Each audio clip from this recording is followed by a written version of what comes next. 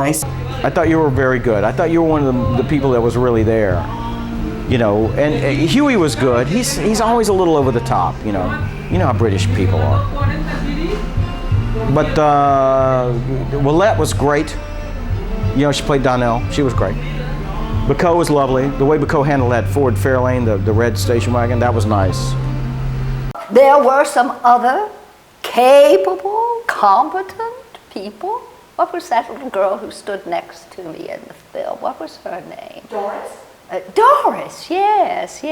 And, there were a few others. Oh, there was a particularly darling young man who wore glasses, little horn-rimmed glasses. I sort of adopted him on the shoot. Couldn't tell you what his name is either. Did the actor Lee Sellers have any effect on your life at all? Now that dude was cool, man. He was cool. He got me stoned for the first time. He had like some hustlers and stuff, and let me look at hustlers. I didn't know what that stuff was. I was like 13 years old, so that was cool. Egan. It was Evan.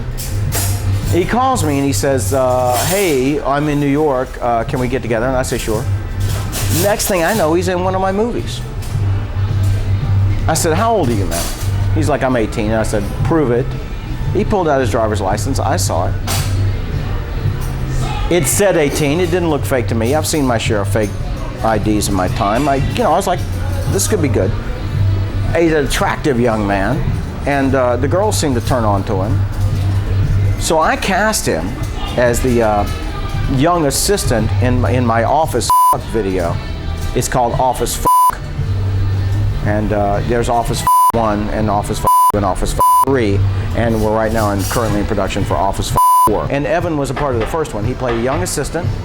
Very good, very good. And then he kind of got out of it. I don't know why. We gave him all the drugs he wanted. We gave him, the people he wanted. He had fluffers out he got his choice of fluffer.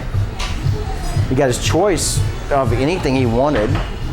We got him a whole vegetarian menu at lunch, which he said he wanted. We got him all that.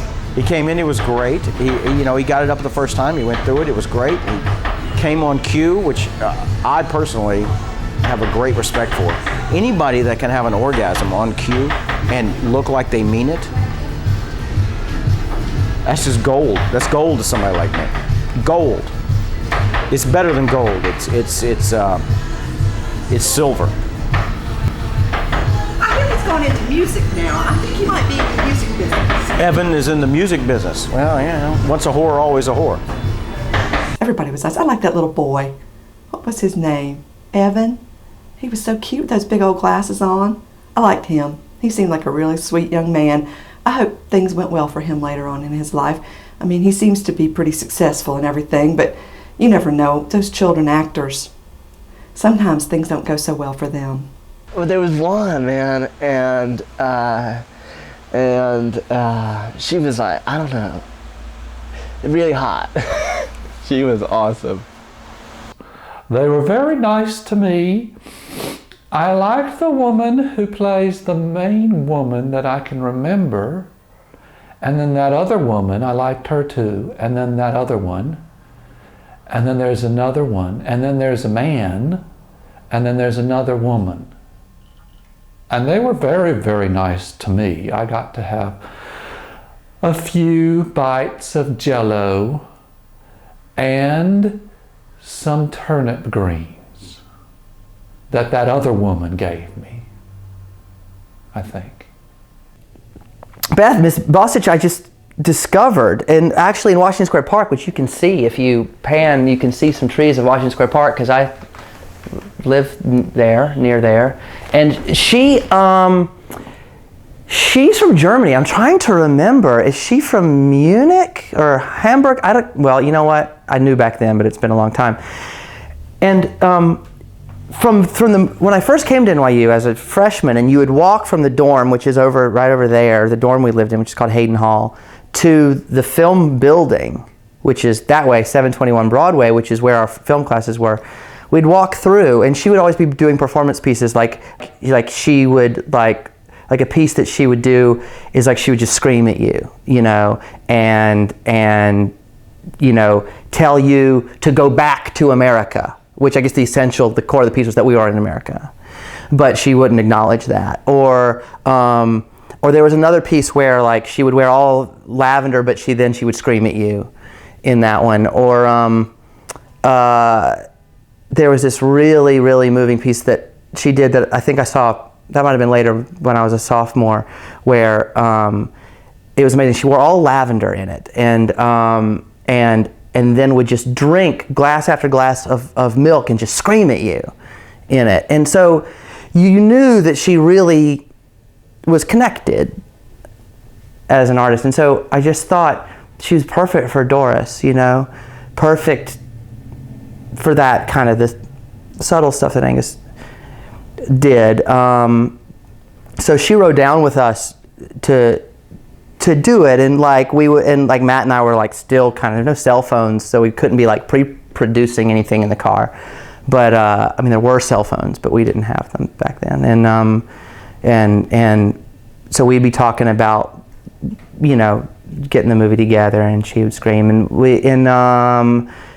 so it was good. It was exciting. So we were really lucky. I think if we hadn't found her and seen immediately someone that was so perfect to play Doris, we probably wouldn't have done it.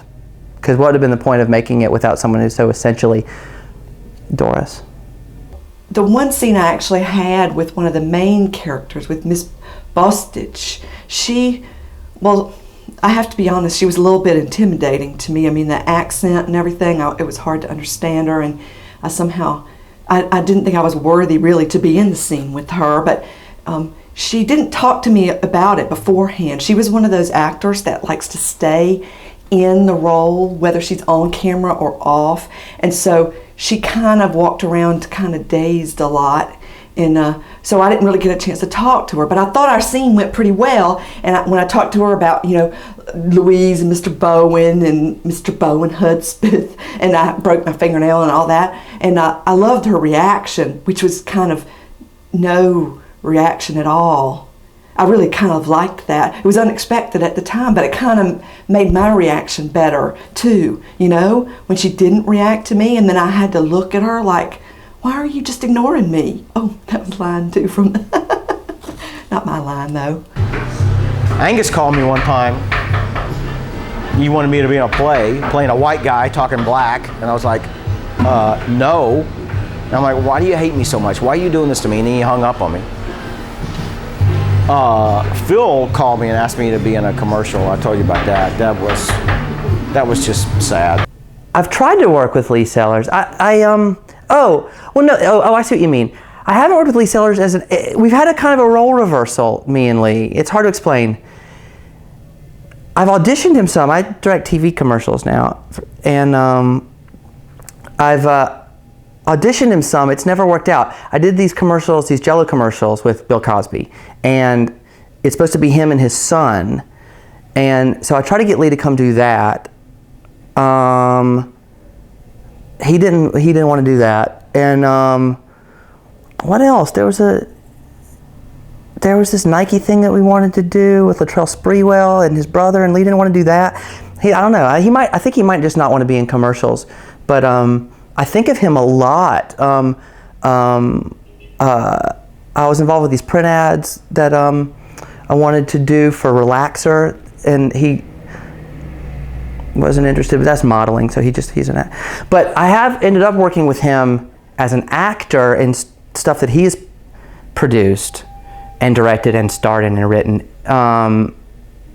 as an actor, but that's a different thing. A lot, actually. I've worked with him a lot in that realm. We've done a lot of scenes together, just me and him, actually. And so it's interesting. He's who I've probably worked with most intimately of anybody from the. We've done really some real close work together since. But he's been the director of that, and I've been an actor in it. When I was a little boy, I was playing in the sand, and this big girl came right up to me, and she hit me with the back of her hand. She was a tall girl. Tall girls make me cry. She was a tall girl. You know that girl, she tried to stick a little needle in my eye. And when I was a little boy, and I was walking down the street, and this girl just stepped right up to me. She said, now who do you think you are gonna meet? She was a white girl. White girls make me sad. She was a white girl. You know that girl, she tried to make me feel so bad.